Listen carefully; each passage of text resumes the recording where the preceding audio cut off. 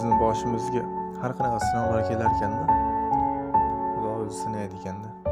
Shu paytda uni qilamiz, buni qilamiz, harakat qilib sabablarni qilamiz, o'xshamaydi. Lekin shu paytda ham ota-onamiz oldimizda bo'ladi. Lekin Xudo bir kun yaxshiliklarni ham, ne'matlarni ham beradi. Ana o'sha yaxshi kunlarimizni ham ota-onam ko'rarmikin deb o'ylanaman-da.